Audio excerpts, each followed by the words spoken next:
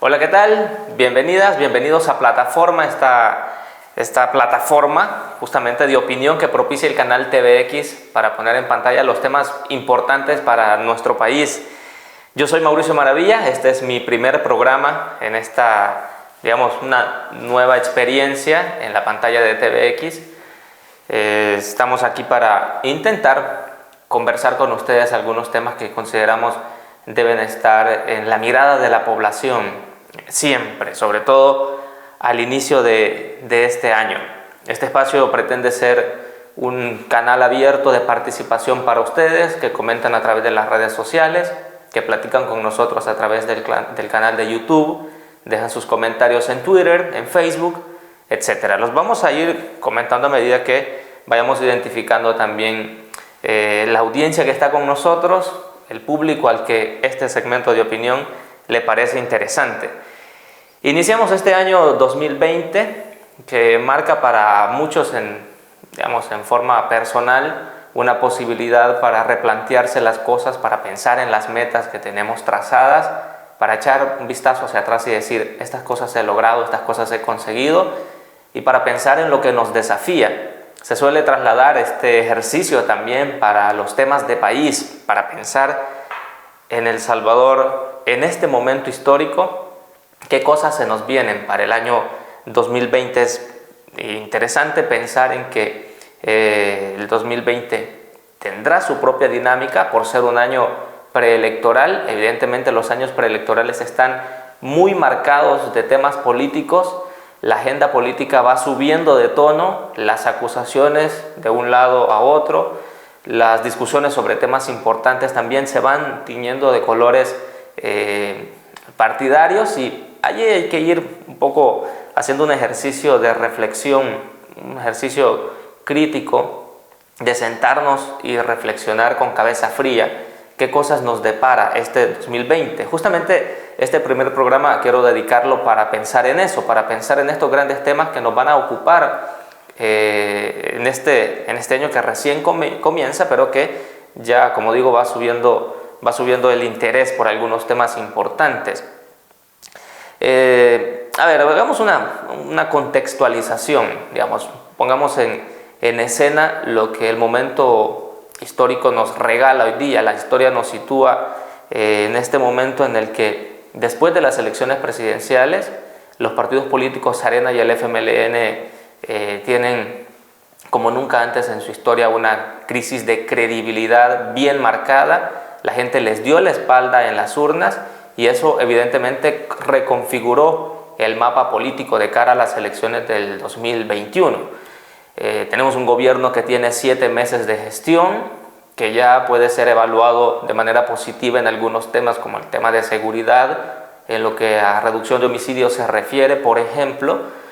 El gobierno tiene un logro que hay que destacarlo y hay que reconocer que, como la gente decía hace algún tiempo, si un gobierno por lo menos nos ayudara a lidiar con el tema de la violencia, pues ya estaría haciendo bastante. Y parece que este gobierno atendió bien ese reclamo, esa petición, y está haciendo un buen trabajo. La reducción de homicidios es palpable, hay días incluso con 0 homicidios, y eso es algo que evidentemente tenemos que destacar.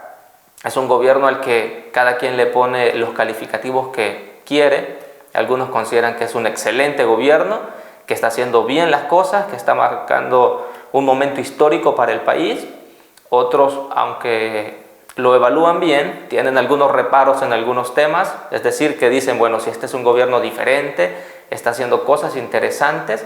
Sin embargo, hay cosas que todavía tiene que mejorar, y yo creo que eso es muy sano también como un ejercicio crítico de quienes no se sitúan ni de un lado ni de otro, del 3%, del 97%, porque creo que esta forma de ver la vida es un poco complicada. Las cosas no son en blanco y negro, no siempre se está del todo de acuerdo, ni siempre se está del todo en desacuerdo. Hay matices importantes y es válida la opinión de aquellos que dicen, yo creo que este gobierno está haciendo un buen trabajo. Sin embargo, hay temas como el tema de la transparencia, el tema de la relación con la prensa, etcétera, que puede mejorarlo el gobierno, evidentemente, y así habrá otros temas. Pero digo, bueno, al primer el primer semestre de gestión del presidente Bukele lo sitúa con un alto nivel de aprobación.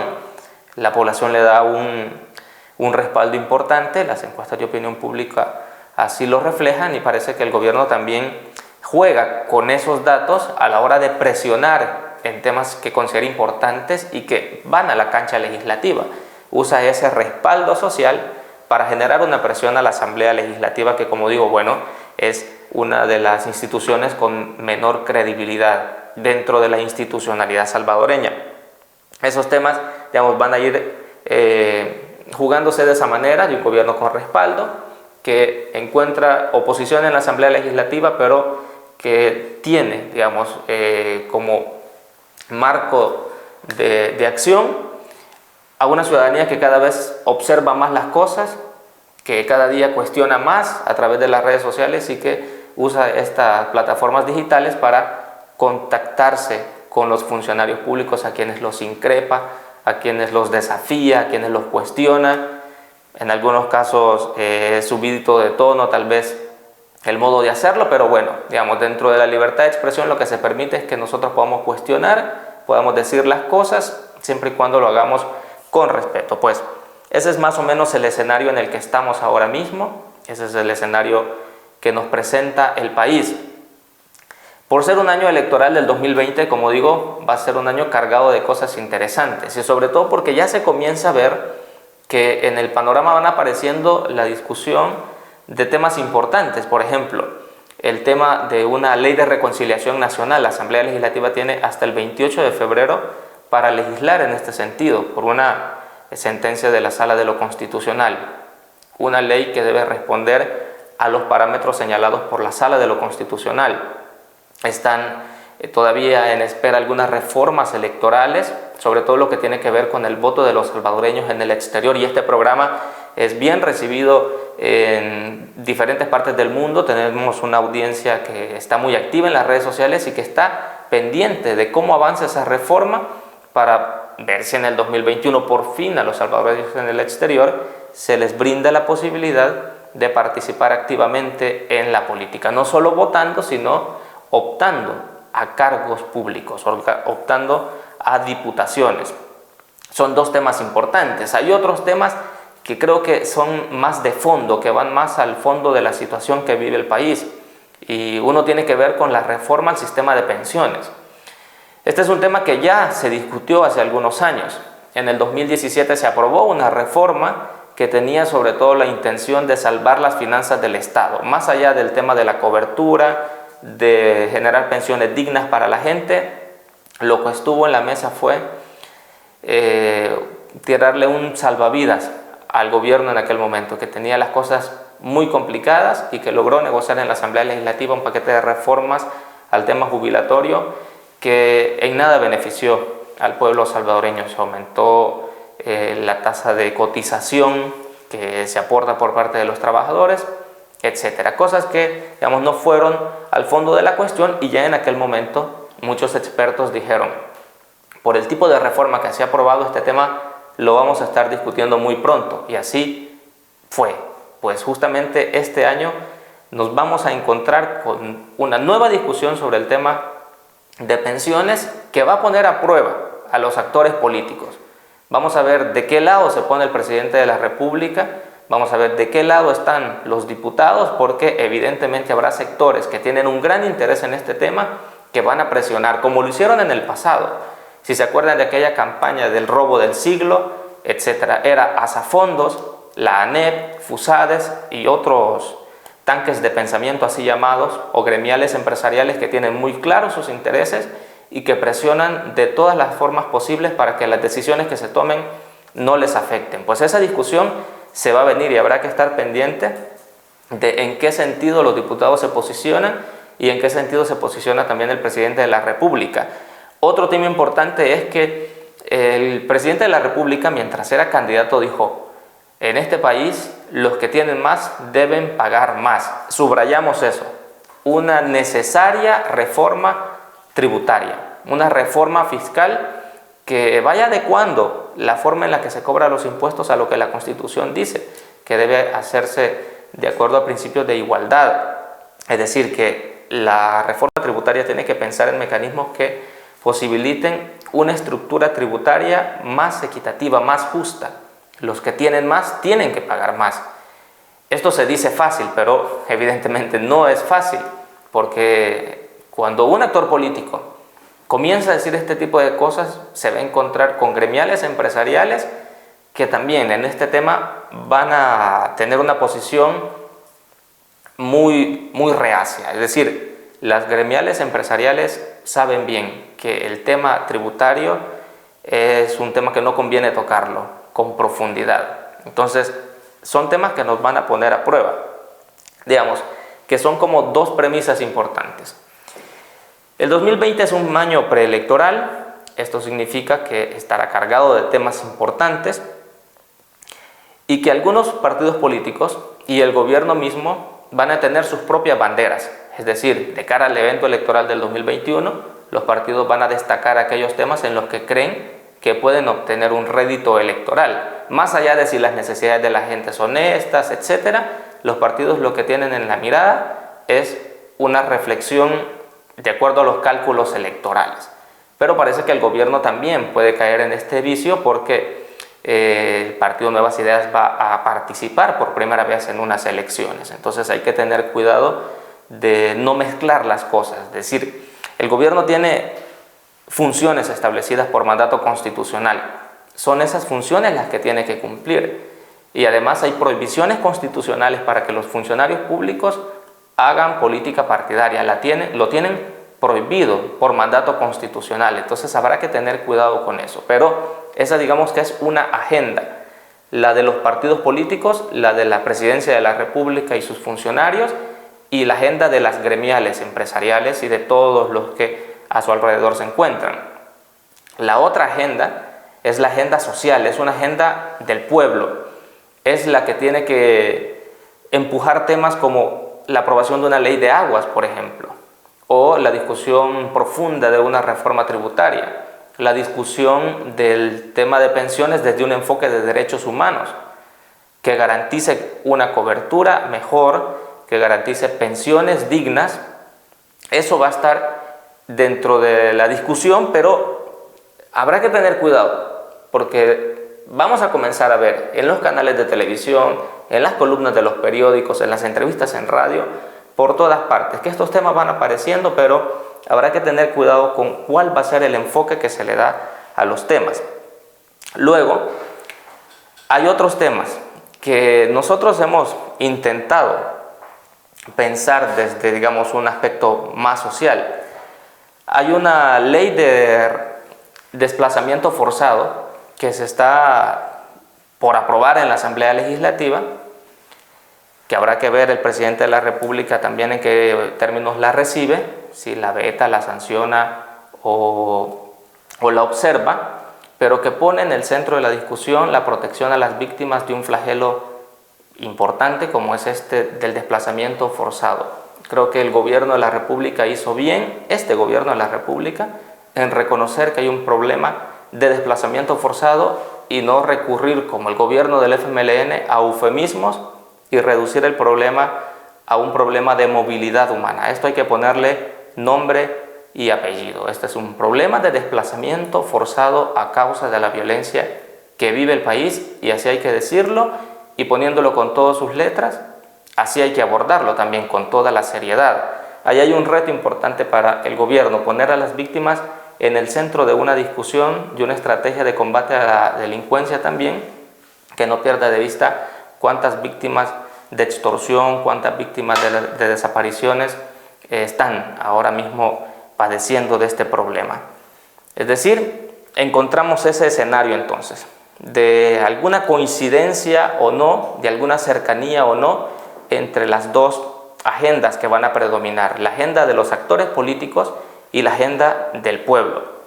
Dentro de la ley de aguas, por ejemplo, la discusión ha sido abandonada por parte de la Comisión de Medio Ambiente y Cambio Climático. La presidenta de la comisión, Marta Evelyn Batres, hizo el llamado para que la discusión sea retomada y que en agosto se tenga ya una propuesta para que suba al Pleno y que pueda ser aprobada. Aquí también será interesante poner a prueba al gobierno de la República cuál va a ser la postura del gobierno respecto al tema de ley de aguas, porque cada día que pasa sin una ley de aguas hay miles de personas que se ven afectadas porque a sus casas no llega este bien natural, no llega el agua. Pero cada día que pasa sin una ley de aguas también significa millones de dólares para sectores que se están beneficiando con el agua, que venden agua, que extraen agua del subsuelo sin ninguna regulación y que hacen de este bien natural una mercancía, y eso no puede seguirse tolerando. Y para muestra, un botón: el caso del Valle El Ángel, del proyecto urbanístico Ciudad Valle El Ángel que se pretende construir en Napopa y del que pensamos hablar en otro programa para explicar en qué consiste este proyecto y por qué encuentra la oposición, por qué encuentra el rechazo de la gente cercana a ese lugar, porque el agua es un derecho humano, el acceso al agua y al saneamiento es un derecho humano. Aunque no aparezca en la Constitución de la República, la Sala de lo Constitucional ya ha establecido que la gente tiene derecho al agua potable, al agua de calidad. Ya hay un amparo, es decir, ya hay jurisprudencia en ese sentido. Se puede reclamar al Estado por no cumplir con este mandato constitucional y asegurar a los habitantes de la República el goce de una vida digna, y eso implica tener acceso a agua potable y a saneamiento. Es decir, allí van a estar estos temas y creo que es la reflexión que queda. Tener una mirada crítica de las cosas, más allá de las identidades partidarias o de las simpatías con el presidente de la República, con algunos diputados. Yo creo que lo que debe predominar en este momento es el debate sano, que nos haga pensar en que hay temas que tienen que discutirse sí o sí, pero tienen que discutirse con seriedad. La reforma al tema de pensiones, una reforma tributaria, una ley de aguas, y hay otros temas por ahí que, por ejemplo, nos llevan a pensar.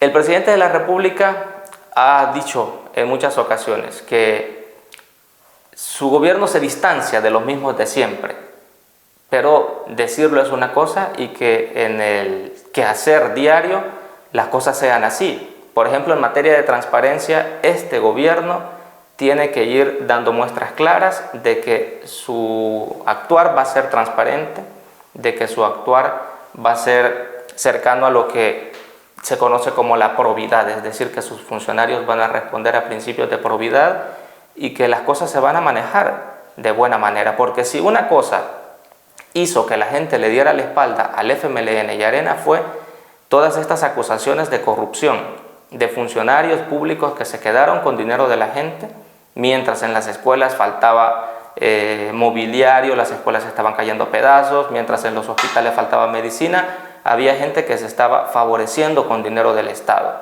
Un presidente llegó hasta confesar cómo había desviado los fondos del Estado. Si se quiere marcar una diferencia de eso, pues hay que comenzar a dar muestras de que las finanzas se van a manejar de una manera transparente y que el país por fin pueda comenzar a caminar por un sendero distinto, por una, digamos, construcción de un tipo de ciudadanía más consciente, que verifique más la información, que es un problema que estamos teniendo, de cómo caer en las noticias falsas en un año preelectoral. Esa cosa nos va a afectar mucho y hay que tener cuidado, no perder de vista cuáles son los temas que le importan a la gente y cuáles temas importan a los partidos políticos y qué tipo de enfoque se le va a dar a estos temas. Terminamos acá el primer programa, invitándolos para que participen en las redes sociales, que nos envíen sus comentarios y que vayan proponiendo también otros temas de discusión, enfoques, etcétera. Los vamos a seguir compartiendo con ustedes. Lo que consideramos es un ejercicio sano de debate abierto que propicia TVX y que nosotros pretendemos aprovechar de la mejor manera. Bienvenidos a Plataforma en esta nueva aventura del 2020. Un abrazo.